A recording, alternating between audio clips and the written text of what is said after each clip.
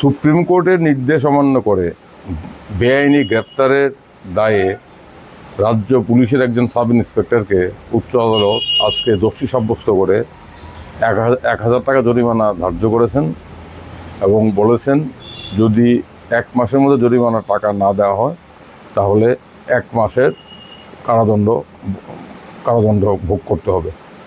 এটা সাম্প্রতিককালে police officer বেআইনি গ্রেপ্তারের দায়ে অভিযুক্ত হয়ে দোষী সাব্যস্ত হওয়ার উদাহরণ খুব একটা নেই। যদিও বেআইনি গ্রেপ্তার অসংখ্য ঘটছে, কিন্তু আজকে একটি ক্ষেত্রে সেটা আদালতে প্রমাণিত হলো এবং সংশ্লিষ্ট পুলিশ অফিসার, যিনি পূর্ব থানার সাব ইন্সপেক্টর সৈকত দে, যাকে বর্তমানে সাসপেন্ড করা হয়েছে, তাকে আজকে উচ্চ আদালত সরাসরি সুপ্রিম কোর্টের নির্দেশ অমান্য করে বেআইনি গ্রেপ্তারের দায়ে অভিযুক্ত করে দোষী সাব্যস্ত করেছেন এবং আদালত অবমাননার দায়ে তাকে সাজা হিসাবে 1,000 টাকা জরিমানা দিতে নির্দেশ দিয়েছেন। অন্যথায় 4 সপ্তাহের মধ্যে জরিমানা টাকা না দিলে 1 মাস কারাবাসের নির্দেশ দিয়েছেন। এই মামলার সূত্রপাত আপনারা জানেন রত্না রায়ের রিট আবেদনের পরিপ্রেক্ষিতে, এবং সেই আদেশও আজকে উচ্চ আদালত দিয়েছে।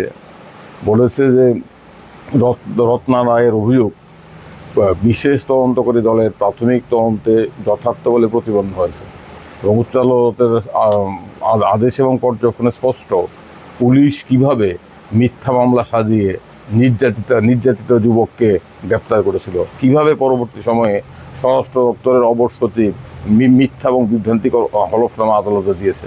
সব ঘটনাই আজকে ফাঁস হয়ে গেছে।